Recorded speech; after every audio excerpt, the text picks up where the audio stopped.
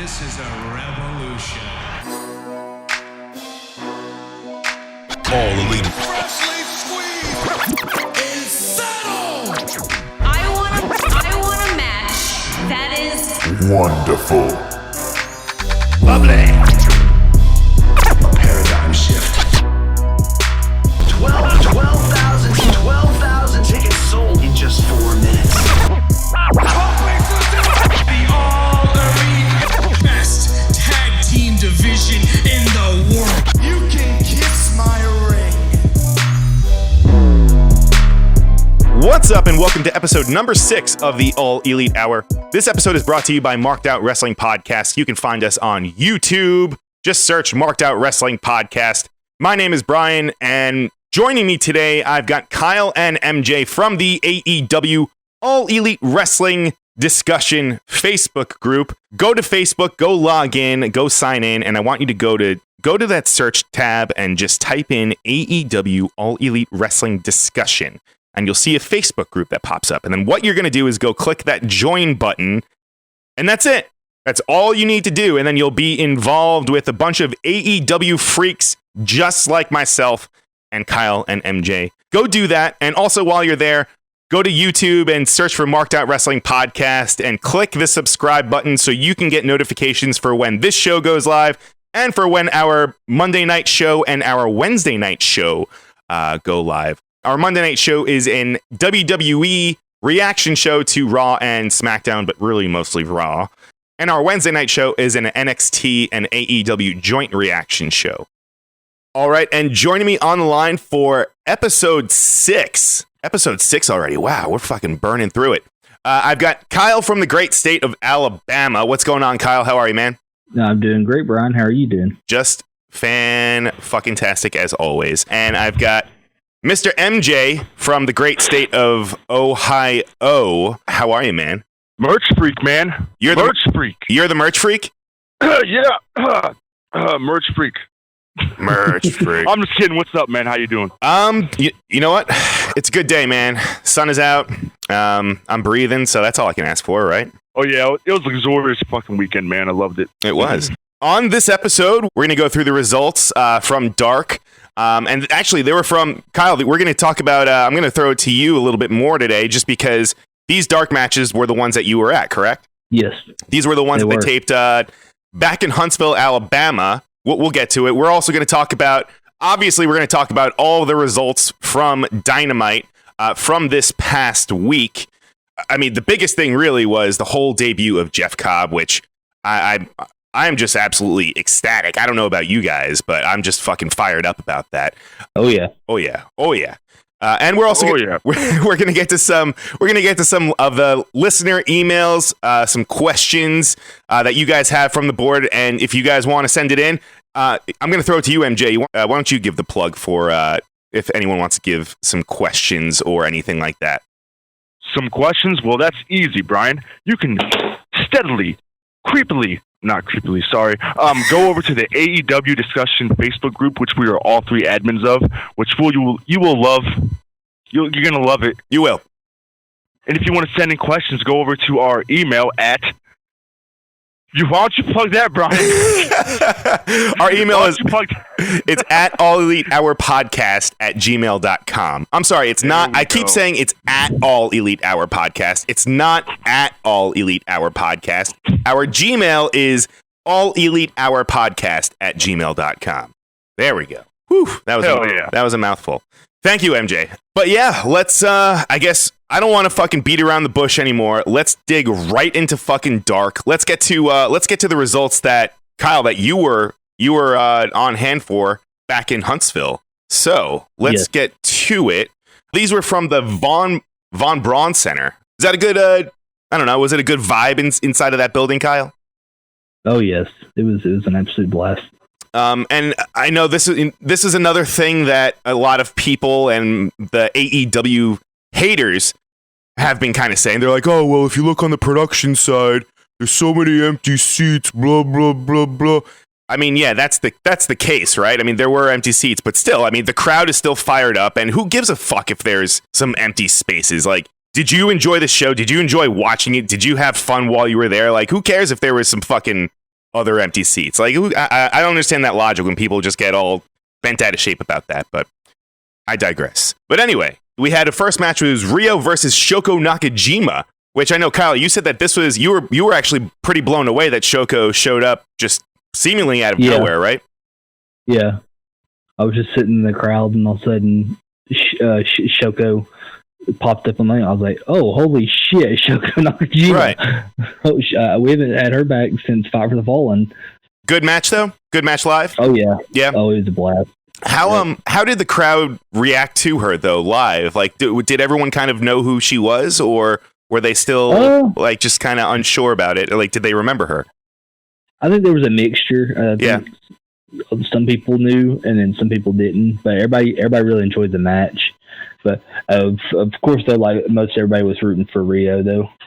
Of course, yeah. She's a. I feel like, I mean, now that she doesn't have the belt, I don't know how she's going to be. What her crowd reception is going to be like now, but yeah, I feel like the crowd up until last Wednesday, I feel like everyone's been behind her. Like everyone's kind of been behind Riho as champion. So it'll be interesting to see how the crowd responds to her moving forward now that she doesn't have the belt. Spoiler alert. Yeah. Sorry. I liked the match because it didn't. I thought it was going to be a Joshi kind of match, but it wasn't. And now explain how you think, because some of us aren't too familiar with Joshi. So how would you describe the difference between a Joshi match versus what I guess we generally see in the American audience? They would be trying to break each other's jaws. They wouldn't be as safe for moves or hits or anything. It'd be more, I mean, they would, but they'd know how to take it more. But right. I don't think they want to shove that in their audience since it's another form of style. Sure. Okay. Yeah. It'd be more hard hitting. Right. Okay. And I think they just feel like it'd be like stealing. How so? Other than trying to make their talent adapt to what the company is, other than what the wrestlers are. I see. Okay. All right. All right. So, I mean, if any other takeaways from this match before we move on to Jimmy Havoc versus Sonny Kiss? No. Yeah. Right. I mean, it was a solid match. Hopefully, this is a sign of things to come that we see a little bit more of. I heard Shoko. I heard Shoko is signed. By the way. Oh, really? Good. Okay. Yeah. Well, perfect. There we go. And like I said, our second match then, we had Jimmy Havoc versus Sonny Kiss. Well, actually, I'll throw it to you, Kyle, because fucking A, you were there. How was this match live? Oh, I loved it because, I'm a massive Jimmy Havoc fan. I thought both of them did great, especially Sonny. Fun fact, if you watch Dark, I want to say at 12:52 you can see my beautiful face in the crowd. Oh yeah, yeah, an understatement. Oh, that's what you get. That's what you get. Oh. Week after week, you badmouth Jay White. So no, he doesn't badmouth Jay White. It's all the other people on the planet Earth that badmouth Jay White. Yeah. Yeah, Jimmy and Sonny was a really fun match. Jimmy seemed to be actually like wrestling like here in this match more than what he usually does, where he just just tries to kill the other guy. Right. But it was interesting though. Like the finish was interesting to me. Like Jimmy got him with submission. Yeah, flying cross arm breaker, which is kind of that is a little unorthodox, I guess, for Jimmy Havoc, but I mean that's cool though. This is just adding another element to his style, and hopefully he just kind of evolves, and we keep seeing more of. I wouldn't mind seeing this versus him just blood and guts all the time, and that's well and good every now and again, but I think it's cool to see him mix it up like this. Yeah. If we can get some Jimmy Havoc progress like stuff, like when he had his feud with Ospreay, that'd be great. There we go. What was weird though was like when I was watching Dark Code, they must like just put this in with Dark. That Luther promo that wasn't there. Oh really? So that threw me off. Huh. When I was watching it again. MJ, are you a big Jimmy Havoc or Sonny Kiss fan? Well, I like them both, Mhm. but something I really like about Sonny Kiss is that he knows how to wrestle without putting his character in with it. You know how he just comes out, he shakes his ass and stuff, because it's Right. just who he is. He's just being who he is. But, man, he has some hard-hitting fucking elbows, forearms, dude. The way he does his moves is like what a big dude would do. Right. And that's what I really like about him. It's just the way that he just goes out there and wrestles a different way than his character is. Sure. No, I got what you're saying. Like, yeah, I mean, initially when he comes out, right, like you said, yeah, he's kind of, it has a much looser vibe, but when he's inside the ropes, yeah, he's fucking hitting you hard, and he still has like a very strong offensive style. So it's cool that he has just like two different kind of sides of his character, almost like it's like unassuming, if you will. But I'll be honest with you. I assumed that the chemistry wasn't going to be there when this match started, but when it went, oh my god! Yeah, right. Like wow. But I guess they're setting up Luther and Jimmy Havoc now. Is that where they're going, fellas? Yeah, that's what it looks like. Right. I'm Deathmatch legends, man. Right. I'm excited for that. Yeah. I'm pretty sure on previous episodes of this, I said that they're going to take Luther to that direction. Yeah, Pretty sure I did. Mhm. yeah, I'm excited for that. What's weird though is I wish they would let Luther stop with the whole pointing thing At his to forehead. Yeah, that was. How come I was you- like, what the hell is he doing? You don't like that? I do not. Oh man. I feel like that's like maybe where he gets his like hardcore superpowers from or something. Maybe it's like his, I mean, maybe. Yeah, I don't know. I mean, they just broke the Nightmare Collective apart, so you can't really break down every character from it. Yeah, that's a good point. And then after this match, like you said, we had the vignette with Luther talking, calling out Jimmy Havoc.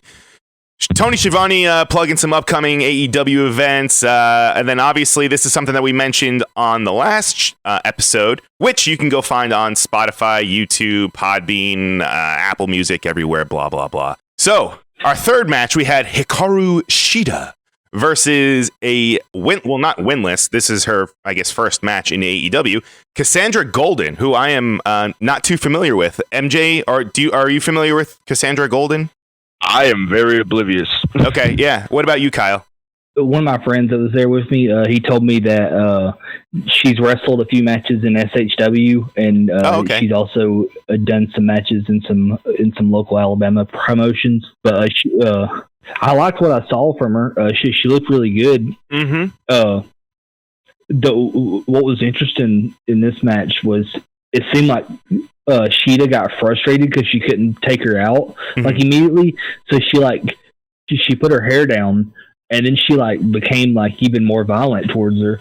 Well, that was pretty interesting. I like that. Yeah, it shows me too. Like a more aggressive side of her character. I do wish though, once she took her hair down, that she would have finished her off right then and there. That would have been a better. Right, that's like thing. her signaling that it's fucking end of days. Yeah. And, right. If she was on that other show, I feel like that's something that they would make her do, or like she would have to count down and then pull like a sock out of her. I don't know. But anyway, it was a good match. I really this is what I want. I'm hoping that Shida, because she's 7-4, like her record is pretty rock solid. I'm hoping that she gets a shot now at Nyla. I hope that's what they're kind of setting up, because who else is going to really challenge Nyla for the belt? I mean, I guess Rio will probably get a rematch or something, but yeah. See, that's the thing though. But since they put the belt on Nyla now, I figured they're going to want Nyla to have a good run with it. So now I'm not sure if anybody's going to take it from Nyla at Revolution. Right. This is why I wanted it to be Rio and Shida, because it would have been a perfect way to give Shida the championship. Right. Hey, now if they have Nyla lose the belt, it's just kind of that was kind of meaningless to give her the belt. It's true, yeah. I mean, because then it'll just make her into almost like a transitional champion, and you don't want that from someone that you're pushing as strong as they have been. MJ, you there? Yeah. Just making sure. Yeah, I'm listening to you guys talk. It's all right. No, what about Sheeta versus Golden. Did you any thoughts on this match, or were you impressed by Cassandra Golden? Would you like to see her more in AEW? I think that it's the perfect way to debut someone against someone like that and have that match go for that long. And, your first match and you're getting the best out of one of the best. Mm-hmm. Come on now, man. This isn't the other company. Yeah. Well, right. Exactly. They would have her trash her. I mean, honestly, I think anyone else would have her trash her. This is what I love. I get deep when I watch these kind of matches because I look past it. As in, AEW is good at bringing in Western people and still local people from America and meshing that together and still giving back in a sort of a way. For sure. And it seems like a lot of the people that they bring in are usually from that area, so like they'll have the crowd behind them. So it almost makes it a little bit easier, wrestling in front of that many people on that scale. Because to some people, to some of the wrestlers, this is the first time that they're being like on national cable television. So there are a lot of nerves, I'm sure, that go into it too. But having the crowd behind you, it has to help. It has to. Yeah, and having this mindset, you already know in that locker room, the term "go over" is not used at all. Right. I can tell because it's like you guys do your best. She's winning, but you two do your best. Don't make the other one look too damn strong over you, and don't make this a 5-minute match. That's right. And now that you say that, I really don't. I can't remember. Like, do they have they even been any real like squash matches? Pretty sure there's been a Nyla one. I'm pretty sure. Yeah. Nyla squashed Danny. Yeah, I guess so. But there've been a couple. I guess maybe Kong had one, but there really haven't. No, I don't remember. Maybe Kong had one. She probably did. A Luchasaurus squashed Peter Avalon. Yeah, I guess so. But I feel like they don't really go back to that. Like, I don't know. The other company, like, they'll just have squash match after squash match, like week after week, trying to because push. they care about storyline without caring about storyline. They do too much of the same shit to make the storyline work, as where other companies, not even AEW, do storylines that are different for the character, not for the company. Right. And I feel like they're also just a little bit more subtle in their ways. Like everything, for example, that they're doing with the Dark Order, like all these just little hints and clues. I don't know. I feel like in certain companies, like they're just extremely literal with everything that they do. So it's like, all right, we get it. Like I understand the point that you're getting across. You don't have to like shove it down our freaking throats. Just put the idea out there and just let it evolve and let people kind of take it for how they, how they see it and interpret it. I won't knock other companies either, because the other company still has really good. They still have good ideas that they throw in there for sure, but they just care too much about a formula. That's what it is. That's what's kind of wrong with storylines, is that you follow a formula when you shouldn't. Right, and that's why I it's obvious that I'm drinking the Kool-Aid, but that's why I love AEW, is that it seems like they're just doing something a little bit different with their characters and their stories and just really a lot of stuff that they have about their product. Anyway, I'm gonna stop blowing AEW right now. So let's keep going with this. Let's see. So the final match was Dark Order versus Jurassic Express. Let me see here. This was Jungle Boy and Stunt. So this was an interesting combination of the two. Good back and forth match. No, we still haven't seen the Exalted One. There is still no sign of him. But Dark Order were able to get the pinfall over Marco and Jungle Boy. And then at the end, we also had Luchasaurus laying out all the creepers and Dark Order ganging up on Jurassic Express until SoCal Uncensored comes in to make the save. And that is including Christopher Daniels, too. So, and correct me if I'm wrong, MJ, was there any interaction between Christopher Daniels and the Creepers this week, or were they still just kind of staying away? You have a good point. You have a really good point there, Brian. Yeah. He stayed away. I'm pretty sure he stayed away. I'm pretty sure he just tried to go after Uno. Because I know that's like one of the things that I think Kyle, maybe you might have pointed out. What happened on Dark or what happened on Dynamite? No, on Dark. Oh, Dark. Yeah, it was weird. When they came in, they all kind of just left and kind of like slowly got out of the ring. Well, when Daniels came in, which is odd. Weird. So Yeah. I don't. Maybe they're just really good at teasing the fact that we all are on. We all think that it's Christopher Daniels as the Exalted One. Right? Yeah. He's working Oh, with And Uno doesn't want to hurt Daniels for right, some reason. right. So I don't know. Maybe this is just He to throw did us really off. good on Dynamite. What's that? I mean, he did promise him that he'd hurt his family and stuff. They never even said that they'd go after him. You got to remember that, guys. They never really said that. They said friends and family. That's a good point. Right now, we could just tease the matches that they taped for Dark for next week. So let's see. That'll be 7 p.m. That airs on Tuesdays. If you guys haven't watched it yet, fucking please go watch Dark. Dark is on Tuesdays at 7 p.m. on AEW's YouTube channel, so go check that out. This card, they had Best Friends against the Hybrid 2. Another one, they had Chris Statlander against a returning Diamante. This is what, her second match, Kyle? Yeah. Okay. And then Big Swole against Christy Janes, and Young Bucks against the odd pairing of the Librarian Peter Avalon and QT Marshall. That's interesting. Yeah. One that I figure they're not going to show is just for the crowd. I don't know if y'all saw that guy on Dynamite dressed as Scooby-Doo. Oh, yeah. Yeah. Yeah, and then I don't know if y'all also saw in the crowd, the guy who dresses like Jesus was in the crowd as well. Oh, I think I did see him. Yeah. They had a tag match against Brandon Cutler and somebody else, and both of them won via pinfall. Wow. Dying over here. Woo! Coffee went down my wrong pipe.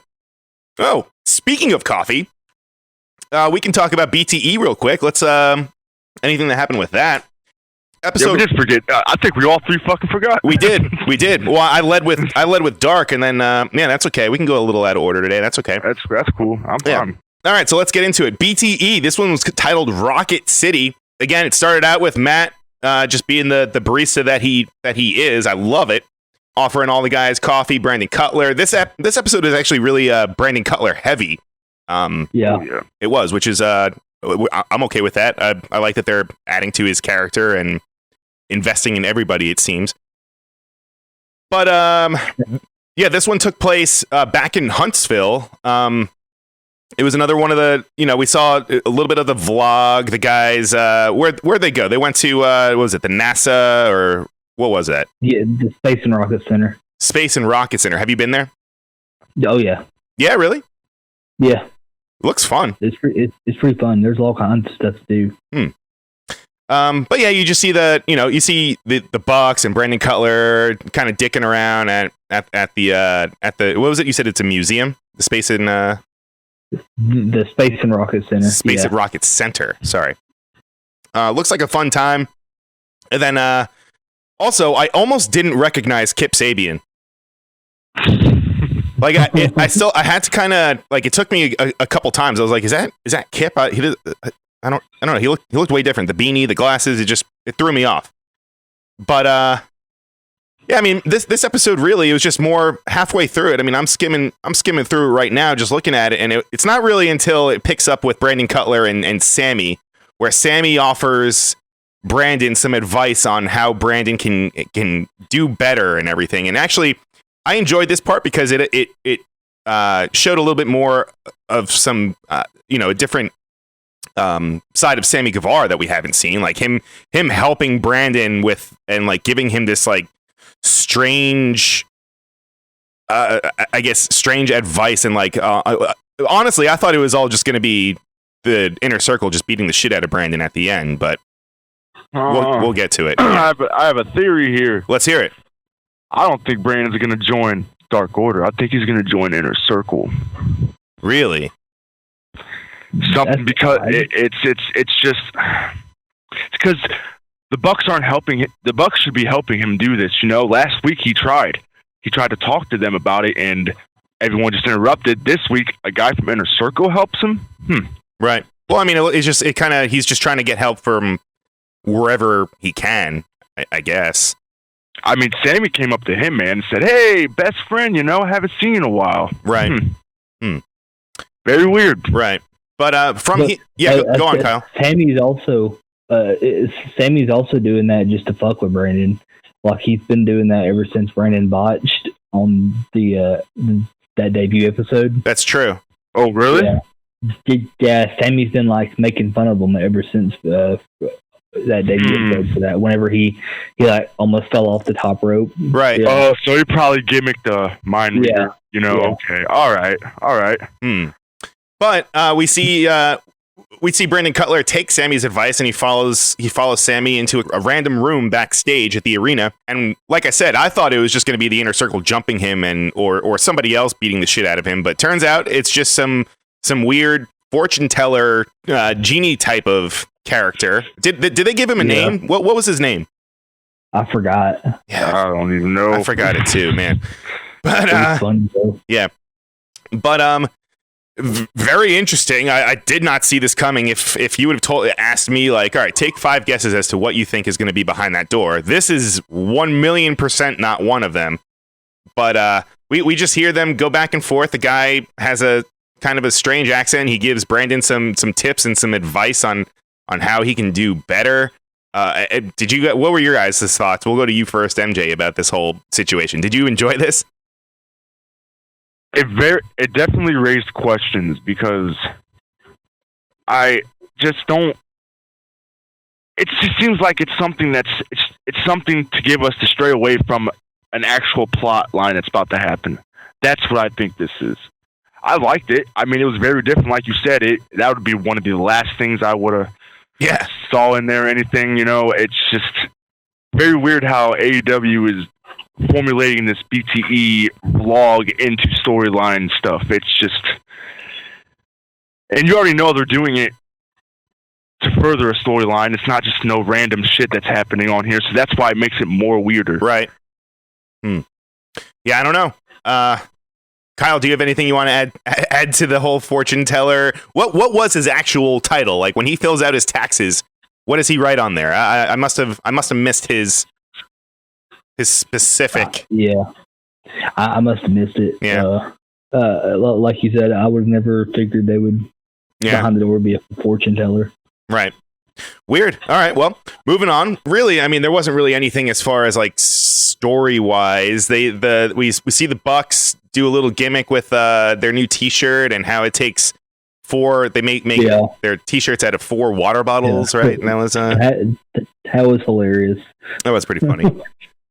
He went through my Kenny. Kenny goes, ah! Yeah.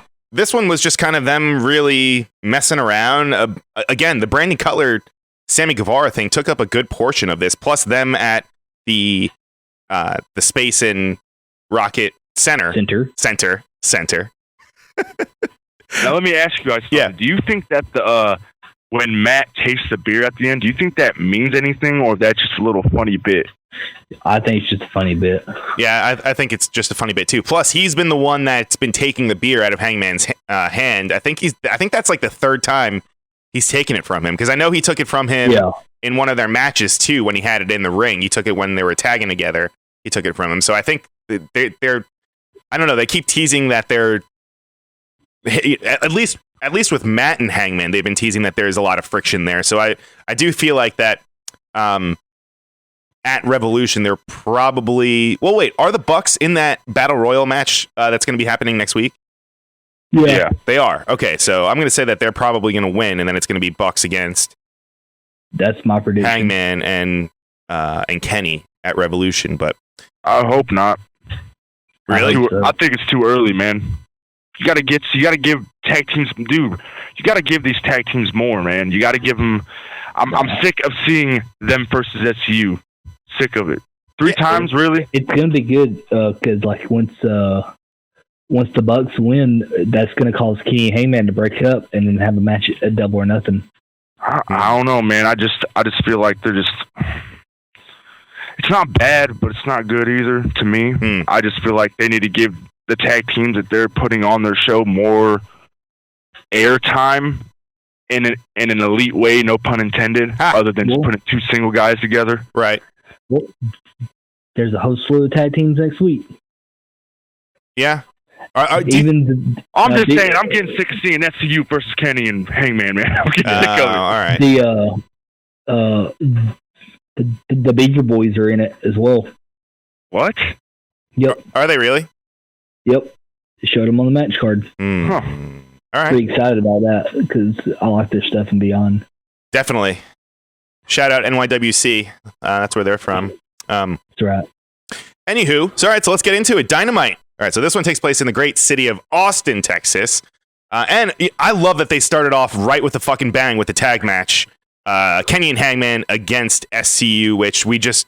MJ, I know you said that you're upset that we got this match. You weren't happy about it. Are you just not happy because... Whoa. What? I never said that the matches were bad. No, I know that. You're just disappointed in the matchups, right? You don't want to see... You want to see them mix it up with some other teams. That's...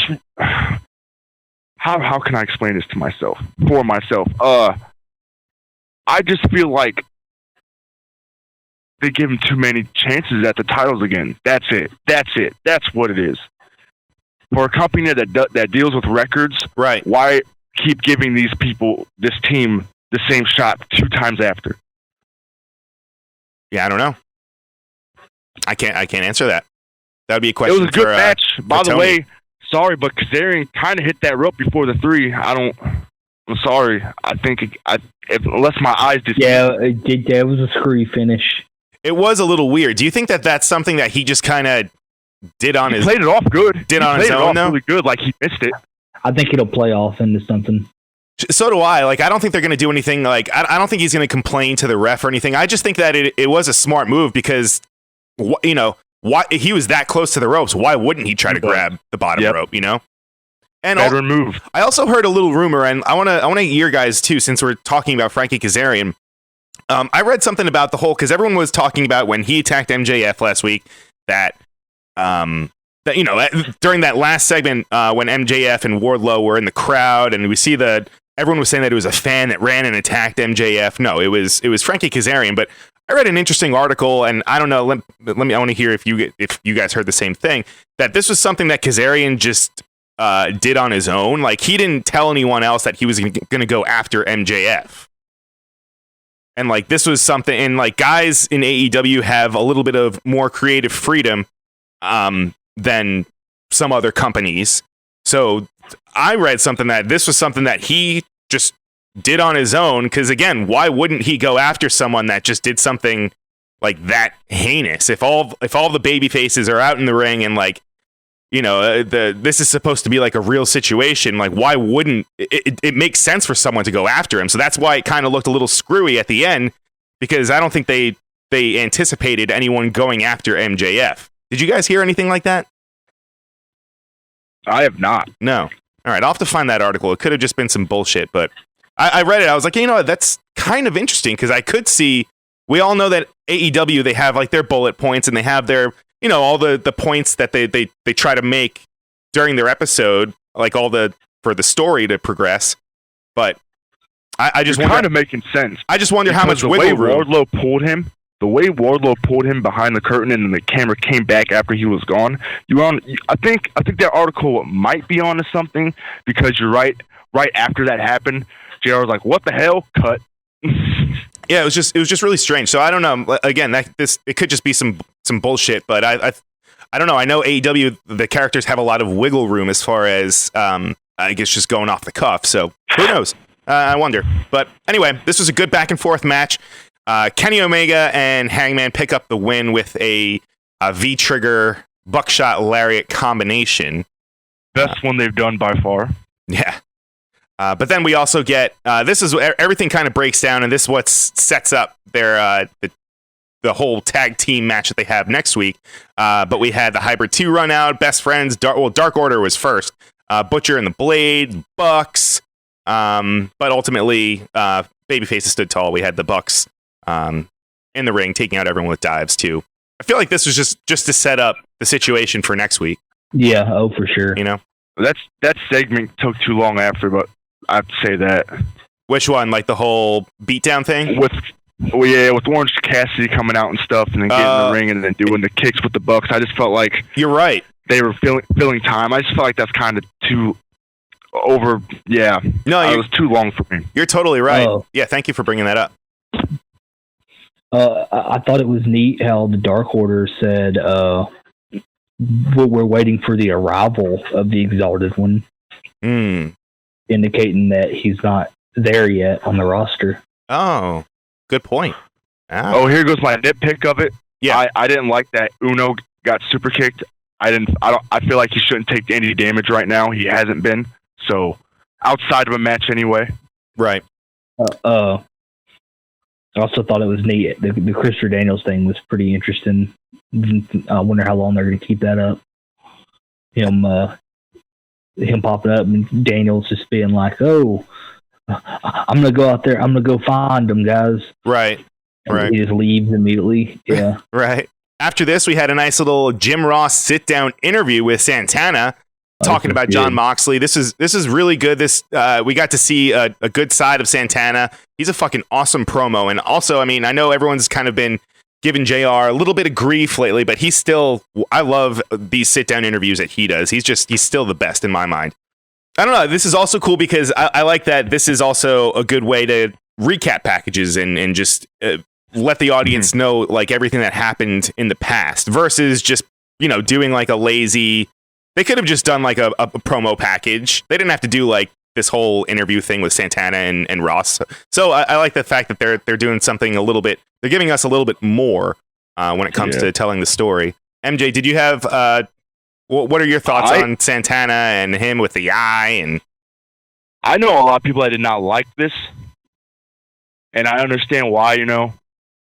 Hold on, I got a cough. Yep. Okay, I'm back.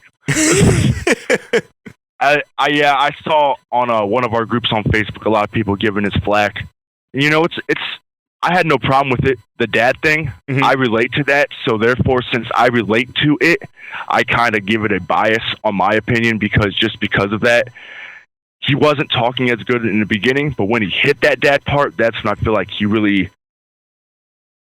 They're giving people their own stories, man. They're just not like say this and talk about this. I know damn well that he was like, maybe I could talk about my dad for this. I know damn well that he said that. I know damn well. Yeah, no, that's what I get. It was just an awesome segment all around, really. And also like good way of promoting the match that they have later on in the night too. So good stuff. Next, we had a Darby Allin segment, which he did not even speak at all. Obviously, he couldn't speak because they fucked up his throat last week with the skateboard shot. But this was kind of cool because it set up a match with Darby and Sammy at Revolution without even any words exchanged. So I thought that was another kind of interesting way to set up the match. Now, are you, Kyle? What are your thoughts on Darby versus Sammy at Revolution?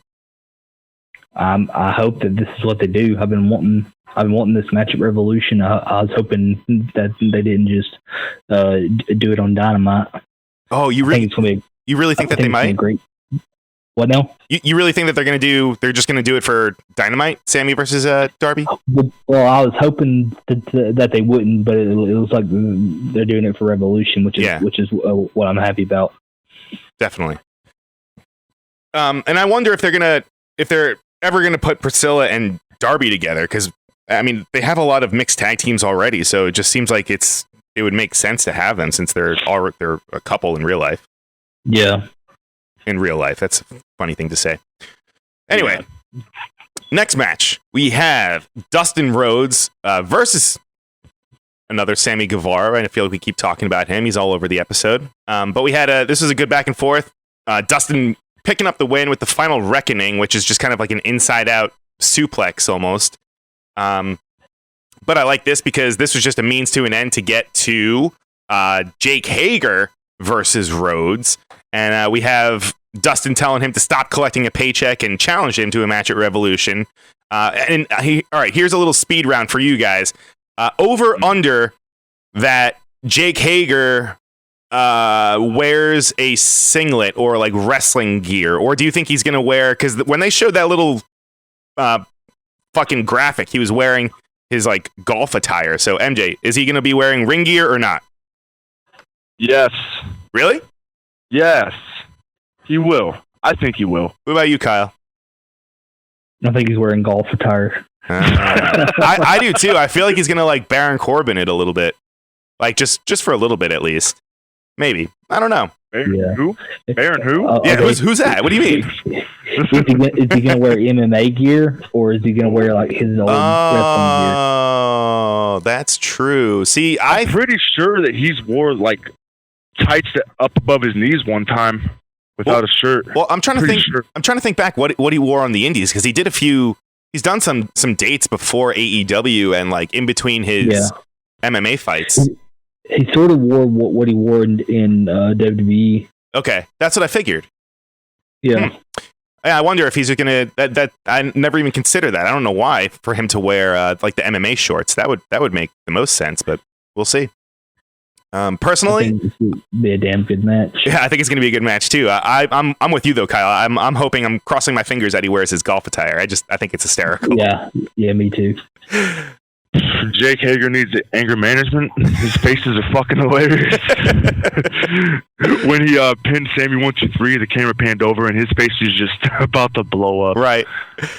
Next, we had the what do they call it? What was Britt calling him? Mr. Coffee Boy or Coffee Boy or the Coffee Man? We had Tony Schiavone interviewing Britt Baker up on the ramp, and some people were giving Britt shit about her promo, and they were saying that they didn't like it last week.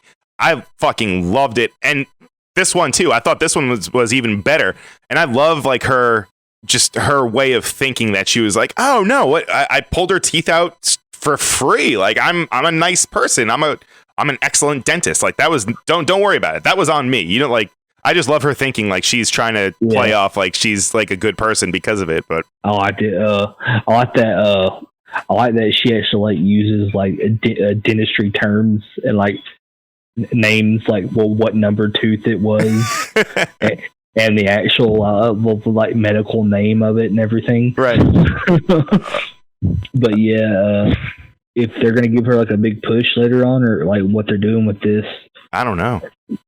because right now besides that Yuka match, she's just basically just doing promos. Yeah, right. MJ. The only thing she's good at is making fun of people, man. And I hate it when she talks. Really? Sounds like a little kid, man. Yeah, the Whataburger thing, that was good. When she insults people, it's good. But when she just talks, it just gets on my nerves. It just does, man. I'm sorry. But that means it's working. Yeah, That means she's good at her job. It doesn't work when I skip through. Okay. I get off of work and then I watch it and I skip through it and I'm just like, I don't want to watch this anymore. Right. Working yourself into a shoot, brother. Yeah. She can't take a freaking headlock. She shouldn't be doing freaking promos. There's X-Pac heat and then there's Britt Baker heat, I guess. That's the new thing, right? I don't know, man. I enjoyed the promo. Maybe what if like she just becomes more of a manager role for somebody? I don't know. I mean, maybe. I don't know. And then she just breaks teeth. That's it. Yeah, right. Yeah. I'm enjoying. That reminds me of Isaac Yankem. Yeah, there we go. I'm enjoying Heel Baker though. So am I. Yeah, very, very much better than the previous work. Very, very nice change for her. Oh yeah. And then next we had, which could be probably for some, I know for me it was the match of the night. We had Nyla Rose defeating Riho, which leaves Chris Jericho as the only original AEW champion that hasn't relinquished his belt yet. Until Revolution. Until Revolution, exactly. Shut up. Nope. We'll see. But this was a great match from both women. It was just. I know, Kyle, you said that you were surprised that they actually put that Nyla won the belt, right? Yeah, I thought Riho was going to retain here. I was shocked. But why did you think that Riho was going to retain? I figured that Riho was going to face Shida or Statlander at Revolution. I figured that they were going to like build Nyla up more, but they went ahead and put the belt on her. Right. Which is fine. Which is fine though. I mean, she had a great match, and now we have two heel champions. That's true. Yep. MJ, are you happy about Nyla dropping the belt? I'm sorry, about Nyla winning the belt? Yes, very fucking happy, actually. One thing I want to say about this match is that these two know how to distribute weight amongst each other very fucking well. And it's very weird because this is going to be one of my little nitpick shoots right here, is that if I were to watch this for the first time without watching a previous Dynamite, I probably wouldn't have liked it. Really? Just because it wouldn't be believable that, oh, she can Dragon Plex her so many times, but as you watch before and see what Rio can actually do, then you'd be like, okay, now this makes more sense. But that's great, dude. I think this is going to be like, I don't think a women's match can top this. No, this is definitely pretty. This whole year. You're saying that this is? Well, I don't. Yes, brother. I don't know about that. Nope. Right now, I'm saying. Okay, those are very strong words. I'm going to hold you to it. This is so. I'm going to timestamp. I'm going to timestamp this also. And you're going to eat your words, sir. You are going to eat your words. I like this match so much that I even forget the first one even happened. Wow. Okay. All right. Well, moving on. Well, actually, before we move on, after the match, we saw Nyla Rose backstage, and she was talking shit to Kenny Omega, which is pretty awesome, and also about the whole women's division. So I like that she's not only just this like monster, this beast, and now she has the belt, but she's also talking shit about everyone else. So I love that she's not like this scaredy cat heel champion. I like that she's looking for a fight almost. So that's cool. Okay, Brian, it's February 13th. They can mark down that I thought this fucking segment was shit. Oh my God. This showed how fucking weak the women's division is, having those people. Allie hasn't even been in a fucking match, bro. She's a fucking manager. And then JR says that all these women want a shot at the title. What the fuck? This just shows how fucking weak this fucking women's division is now, and how, like, really, you could have done this and had more people scheduled for that fucking time. You have way more women than that. What the fuck? Yeah. Leave a fucking Bates. Yeah. Trying to high five her, dude. Yeah. No, that's a good point. That's a good point. That was the first race you guys got out of me. What do you think about Tony hugging Nyla and showing himself on TV? That's right. That was interesting too. I mean, we all know that he's there, so I guess it makes sense. But I just wonder, do you guys think that he's going to become eventually like a on-screen character at some point? No. Really? He's pretty much against it. You guys think that was a knock at Vince? Who's Vince? What do you mean?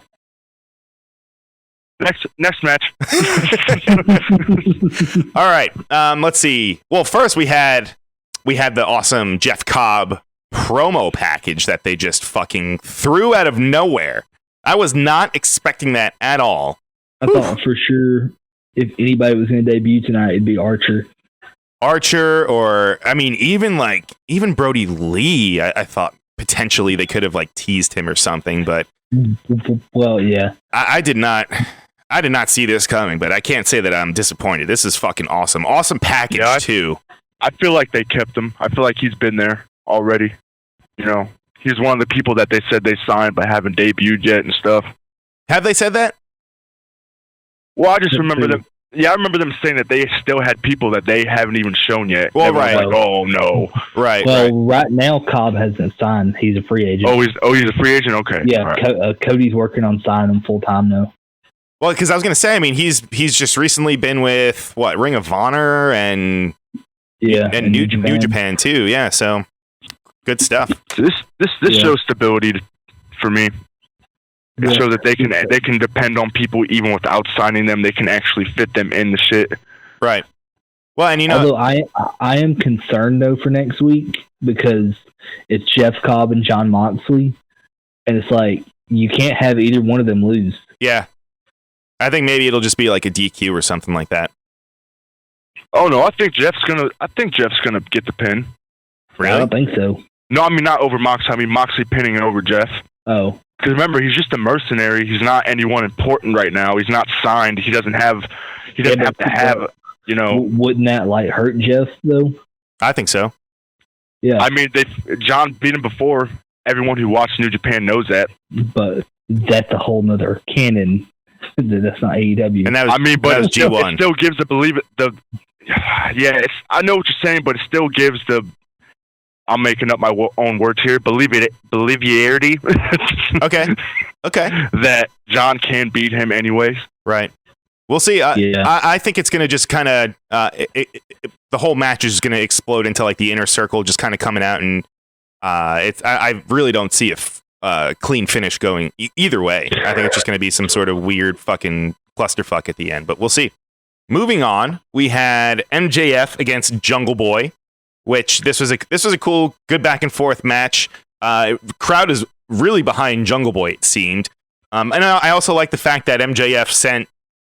It was just MJF coming out, and it was just Jungle Boy coming out. Like we had Wardlow walk out with MJF, and we had Luchasaurus come out with Jungle Boy, but both of them went to the back during this match until halfway through, or more than halfway through, we had Wardlow come out, give the Dynamite Diamond to MJF, and use that to fucking punch Jungle Boy, pick up the dirty win, and use the double cross.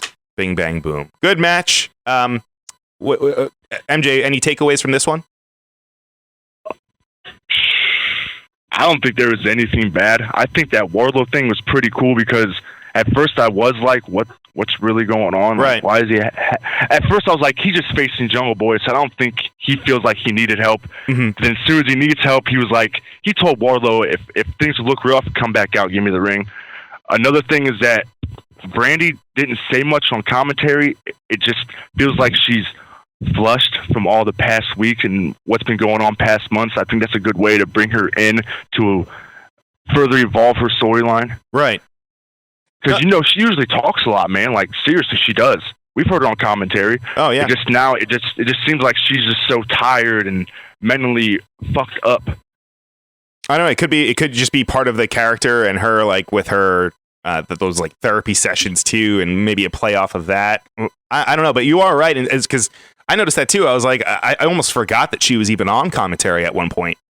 She started talking. I was like, oh, yeah, I forgot. Brandy's there. Right. Yeah. And she's she confirmed it in an interview, but like this pretty much confirms it. Like she's done with Nightmare Collective. Yeah.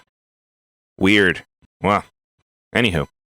All right, so this match just kind of, again, this just kind of furthers MJF's, he's a fucking devious heel, and Wardlow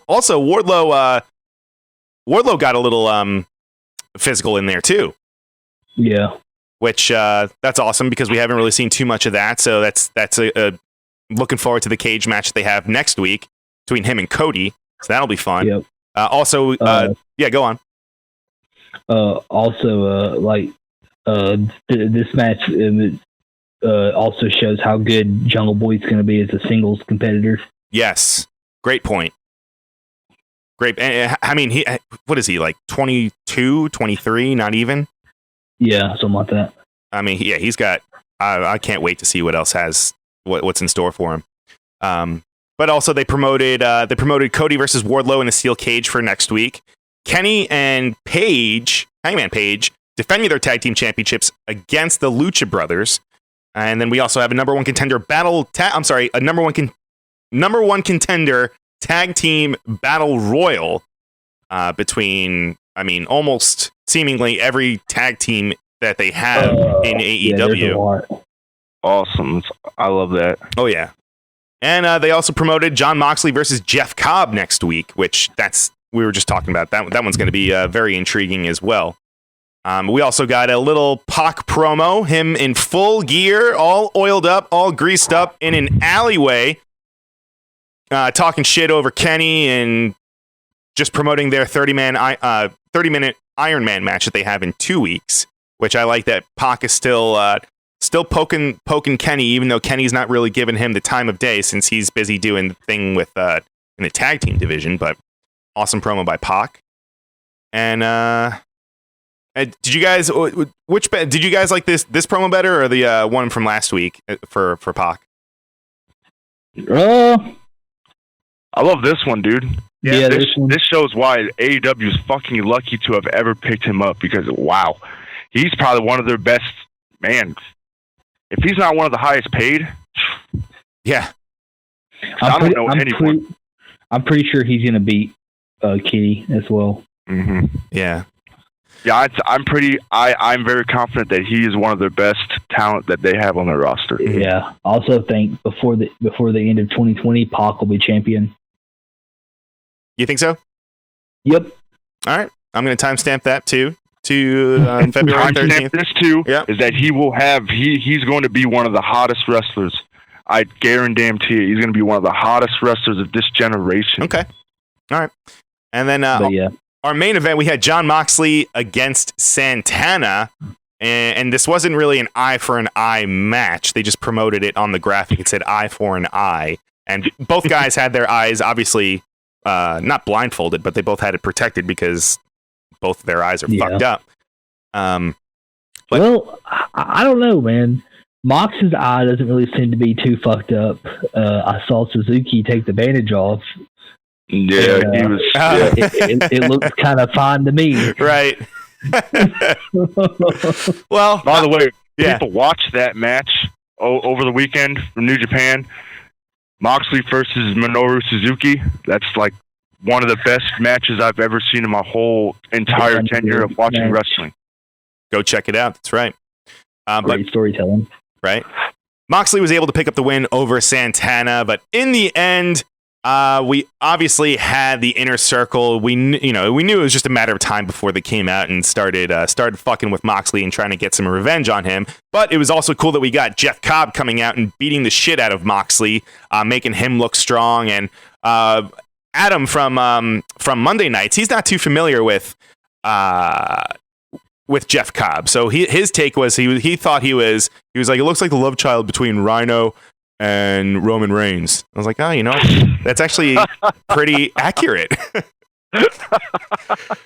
But okay, this it was a very strong performance from Cobb, and I thought this was a great way to introduce his character to the AEW audience, which I feel like everyone is pretty familiar with who he is since he's been on a lot of major promotions over the years, almost everywhere except for that other company, really. But did you guys have any other takeaways about that main event segment? I was shocked that Jeff Cobb was there. Why? I thought. I didn't think he was there. I thought he was there when they did that promo package. I thought, okay, cool. He'll debut next week, and then he showed up. I was like, Right. oh, holy shit, he's here. Right, they're doing it all in one night. I love it. Yep. But I just want to say that's one of the best match endings that I've seen gimmicked in a wrestling match because I don't think I've ever seen that before. I didn't think Moxley was just gonna find him and then I'm gonna call it Death Rider, by the way, and Death Rider him and then win. I didn't think that was gonna happen. Oh, so what do you mean, like how it kind of turned into like a blindfold match towards the end? Yeah, I just didn't know that he was gonna bump into him and then Death Rider him and then Right. 1, 2, 3 him. I didn't. Right. I thought there was gonna be more, but that was a solid main event. Didn't go too over or under. No, it was, and I think it was a good showing for Santana. If anything, I mean, it elevates him and makes It was him a look good like showing $1,000,000. for Ortiz, man. That showed his comedic side after he spit in Moxley's face, the little Mexican shuffle he did on the side. Oh my god, he's fucking a gem. What shit was I say? Oh yeah. MJ, this is AEW. It's called a paradigm shift. Yes. Not a death. No. Rider. It's not a Death Rider.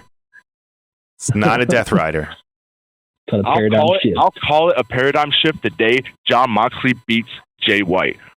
Didn't he? Nope. Did he Actually, not do that in the G1? what's that? What? No, that's right. Yeah. If Jay White beat Jon Moxley in G1, are you motherfucking AEW fans? Well, actually, it's not a Death Rider and it's not a paradigm shift. It's a Don't say it. What? Don't say it. Well, If you say, all right. Anyway, it's an underhook DDT. yeah, double underhook Double DDT. There arm. we go. The double arm. Yeah. There we go. Double arm DDT. Yeah. All right. A fun fact: I'm actually friends with Ortiz on Facebook. Hey, really? Hey, Yeah, I tried to be friends with Pentagon. He messaged me back, but he didn't message me back after the next message. What about didn't you have a groundbreaking experience with Jay White on Twitter? No, I tried to play a joke and it didn't work. Oh. Wait, I thought I tried to get Alex to believe it, but he wouldn't. He wouldn't take the bait. Oh, well, you fucking got me because I saw it and I was like, I did? Yeah. It's gonna be funny one day when Jay like goes to tweet Jay White and he says that he's blocked by him. Oh man. All right, so I guess you want to do some questions. All right, this one comes from April. She said if there was a next trios, if there was a next group in AEW, what would you think that would comprise of? Like people that are already on the roster and putting them together, or an outside team coming in? How about this? Say if there was another SCU or Jungle Express and stuff. I don't know if I said Jungle Express. Jungle Express. Jangle Boy? Jangle Boy, bro. But yeah, if there was another trios, Another trio. Okay. All right, I have one. They wrestle for another company, but they go over there. They're known as the Lucha House Party. I would like to see them next question. Outside of the shackles. What? I'm just kidding, man. Or no. I like Cran. Okay, that's my answer for an outside team. But now, as far as a trio that, oh my god, this is just like a fucking giant lipo over my head. If Connor, Victor, and Cody get back together and form the Cosmic Wasteland, I bet you guys don't even remember because it was so terrible. I do not remember that. This was a real thing. The Ascension and Stardust. They were anyway. So that's my answer. Let's go to you. The fuck's a Victor? Kyle. What about you, Cal? In AEW, I mean, they've already teamed all three together. Already teamed together before. I like the combination of TH2 and Kip Sabian. That's a good one. I think that's a fun trio. Outside of AEW,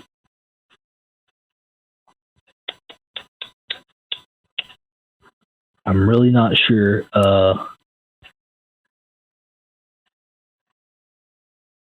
don't know. I mean, the only other big one that I could think of is OVE. Are they still even doing a... Right? Dude, that's my fucking group, dude. Those are my dudes. But they're tied up with Impact, right? I mean, they're signed over there. I believe so. Yeah. Well, I'm just gonna do one for AEW. Which, by the way, AEW, if you're listening, you're really missing out on this opportunity. You should have done Sean Spears leading Kip Sabian and Sammy Guevara. Ooh, that's an interesting one. And had Tully, still be there and have, I just feel like that would be, man, Heel Express, man. That's really great. Right. Or you can call them Evolution or something. If the Revival come to AEW, I'd like to see them team with maybe Sean Spears, so that they'll have a Tully there, so we can have like some sort of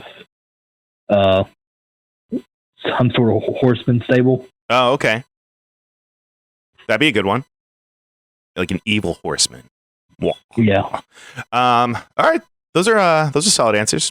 I've got a question for you, gentlemen. This one comes from Rumpelstiltskin34 on Twitter. This one is, if you guys could choose to have any legend come into AEW, almost of the likes of say, Tully, right? He's a good example. We just brought him up. Who's someone that you would love to see as a recurring character? Jay White. Oh, fuck, I walked into that one. That's really good. That's really fucking good question. Yes, thank you for the question, Rumpelstiltskin. Oh, man. I'll give my answer while you guys are thinking. What'd you say? Go. Vince Russo. Vince Russo? All right, serious question. Fatu, dude. Ooh. Okay. Or just that whole like family. I mean, Haku, how can I? Meng, How can I? Jacob Fatu. Wait, did I say Fatu? What the fuck? Who'd you think? Meng? Haku. Haku. I thought I said Haku. Haku. You said Fuck, I said Fatu, Fatu. so that's why I was like, oh, well, the family, but gotcha. Haku. But yeah, this just because he has history with Kenny.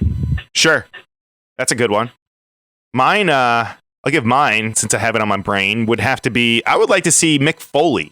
He's been so tied up with WWE stuff, I feel like, for so long. I would just like to see him. Oh, you know what? That's not true. I guess he did Impact for a little bit.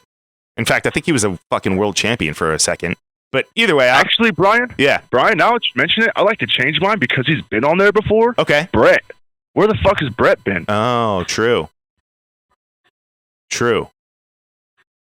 That's a good one, too. He introduced the title, so why hasn't he been there? Right. You know? You got an answer, Kyle? Maybe Ric Flair. Just, to continue getting a more horsemen. Well, he was on. Yeah, that's true. He was on the cruise, wasn't he? Yeah, he was. So he was chumming it up with all those people. So was Booker Along T. with Yeah, right. Along So was with Booker the T. Right. Five-time champion Booker T. Which, speaking of, he just wrestled as G.I. Bro recently, which is fucking awesome. What she trashed that gimmick so bad. He trashed that character. Right. Oh man. Yeah, I would like to see the Horseman form on there, and plus they have so much Southern stuff on there. You know, it's Comes from Tyson Smith on Twitter. He says, "What other matches would you like to see at Revolution?" Well, I'm just gonna say Brody Lee. Brody Lee versus anybody. Oh, okay. That's mine. But see, he can't though. Oh, he doesn't come out until March 8th. Right. So it can't be him. You can't have Matt Hardy either. He don't come till March. He don't get out till March 1st. Right. Literally the day after. Shit. shit. Christopher Daniels versus Evil Uno. That would be a great little mixture of what's going on. I'm with you, MJ. I like that one. Christopher Daniels, or even against Stu. I could see that. Stu Bennett. Grayson. Not Stu Bennett. Stu Grayson. I'm afraid I've got some good news. What about you, Kyle? What about women's matches? Ooh. Sheeta. Sheeta, for sure, Sheeta. Sheeta and anybody. Sheeta and Nyla. Ooh, for the championship? Yes. Ooh. Yes. You know what I've actually been wanting, which is kind of weird? I've been wanting a Chris Statlander versus what's her name? Yeah, Priscilla. Ooh, yeah, that's a good one too. Those are two different styles. They're two different gimmicks, and I just feel like that'd go good together. Definitely.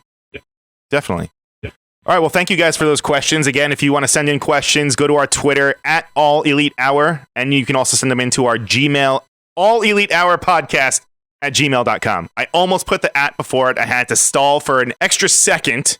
But yeah, I mean, overall, this was an awesome week for AEW. I love the whole Jeff Cobb thing, the whole story with the tag belts, and now we have a brand new women's champion too. It's just awesome stuff. But before we go, I'll throw it to you guys first. I'll throw it to you, MJ. Any plugs that you want to get out there for our listeners or for y'all for Jay know White? what it is. Marty Skull. I don't give a fuck if you're not listening or not. If you watched New Japan New Beginning over the weekend, you saw what happened to Sonata. Sweet baby Sonata getting Blade Runnered and getting 1, 2, 3'd on the fucking mat.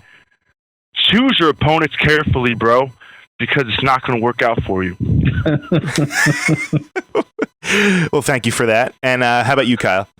Join our Facebook group, AEW All Elite Wrestling Discussion. Join the Discord, discord.gg/AEW, and listen to Marked Out Wrestling Podcast. There we go.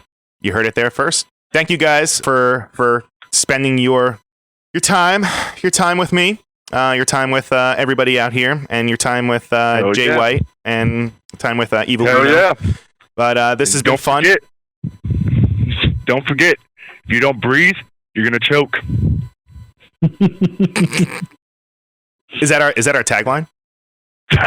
No. Oh, it's not. I was gonna say, I was like, that's very aggressive. Goodbye. And good night, bed. I'll catch you on the flip side.